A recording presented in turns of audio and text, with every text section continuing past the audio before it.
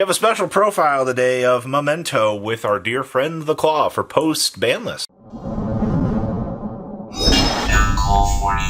Alright, so this is Memento for post-ban list. Make sure you guys smash the crap out of that subscribe button so you guys don't miss out on more awesome content.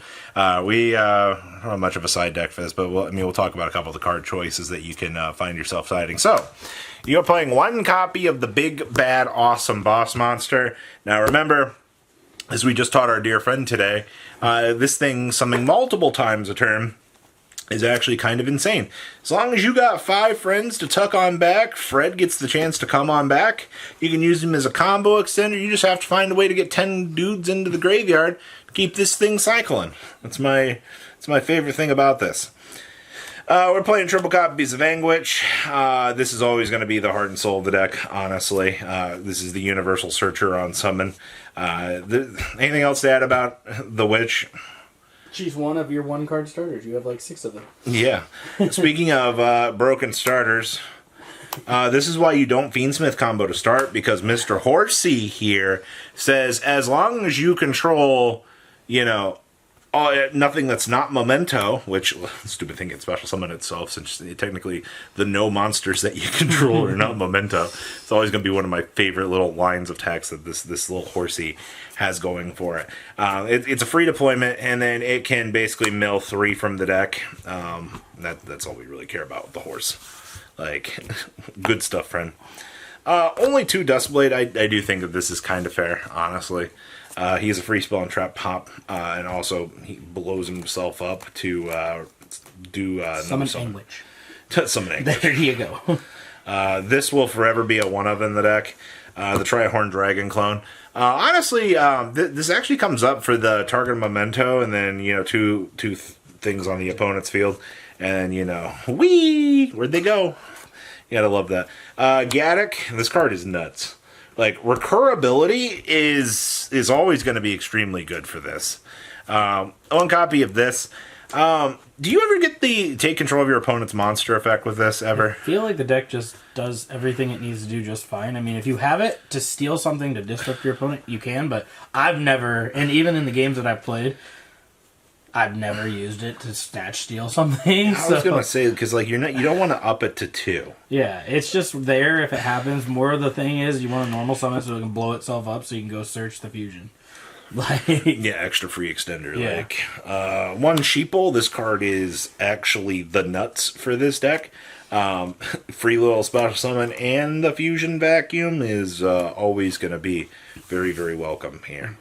1 Goblin. Now this changes post what's it called, because you get to play the Goblin card that gets to emergency teleport this stupid thing out, and then I believe you play 2 post rage, right? Because that sends itself to send 2 more with 2 different names, so you can send the fusion and the monster. You can send 2 spells. You send whatever you want off this card. Oh yes, a Goblin emergency teleport. The one thing that my deck always needed in its life.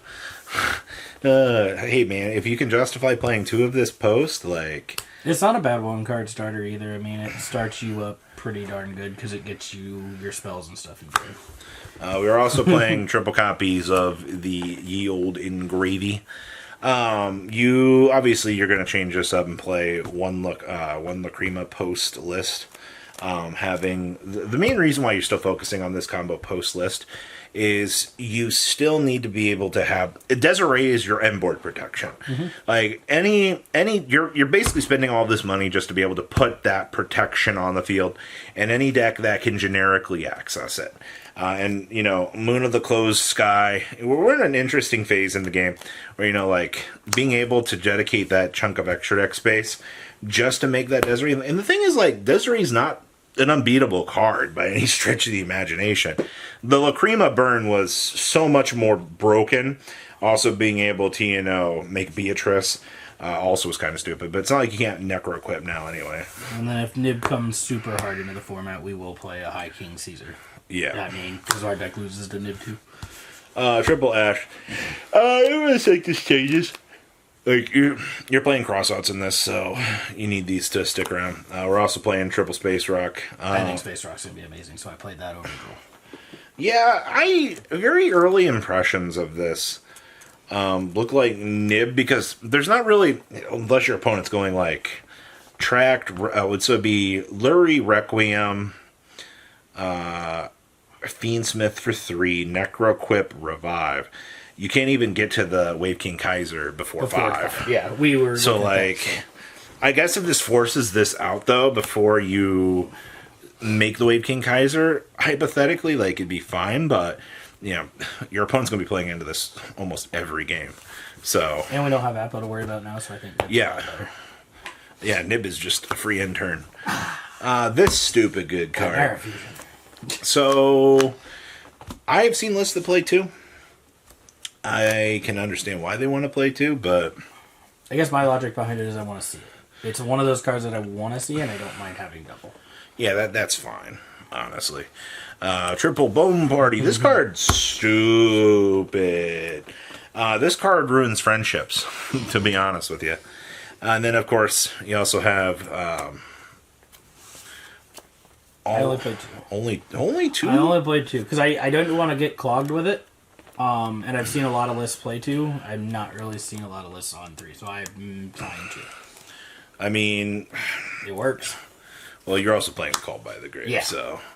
You logically, like, you've got your bases covered. It's just like if you want to dedicate the extra slot to the crossout, you very easily can. Let's rate and cut the fusion and play the third crossout. We also have the Fiendsmith Requiem. It's a 1-of. One field spell, still playing the 1-of.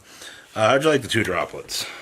We were building this and just kind of we put everything together. It was 2 cards that I was thinking I still like the card, so I wanted to try it out. It did come up in the match because, you know, damage step or on declaration, it's still a card that negates effects. So, okay, I think it's good. So. Triple Imperm. Yes. And then Austin's flavor that he likes. He's playing the Cranium Burst here for the huge monster negate bash. I've seen a lot of builds opting to not play this, period. And that actually brings up the point here of, you know, if you're not playing this, you know, this is an option too for the 1-of. You can easily rotate, you know, whichever one of these you need to, or you side this and main this. This is like your major side deck choice here, though. If you're not playing this, this must be in your side deck so you can have access to it. Or, you know, you can get more cheesy for like the localized meta and play this. It all just kind of comes down to, you know, your decision tree for deck building, what you want to do. We have 2 big guys. Fred here does wonders for this stupid deck.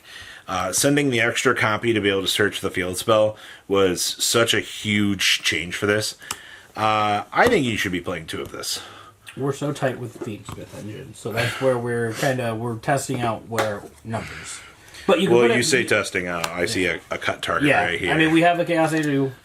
You don't really need it, but it was just something we put in there. I was like, hey, look, there's Chaos Angel.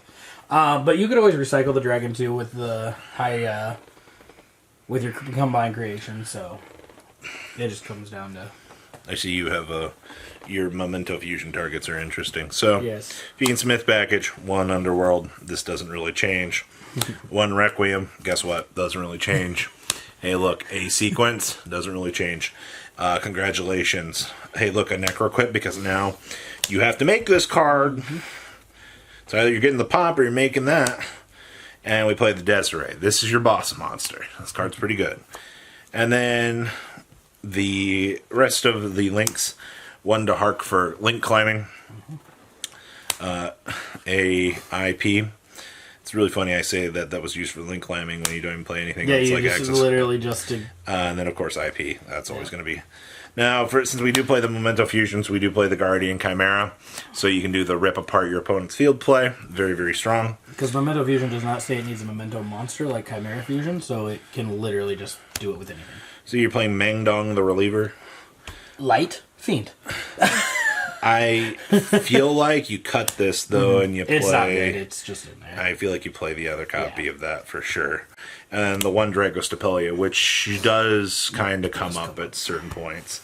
So, pretty thorough profile, honestly, for Memento. You know, obviously, you have your choices of things that you want to do with this, but it comes down to what you, the deck builder, want to do. So, leave a comment down below, tell me what you guys think, and I'll see your beautiful faces back here later today, guys. Patrons, thank you.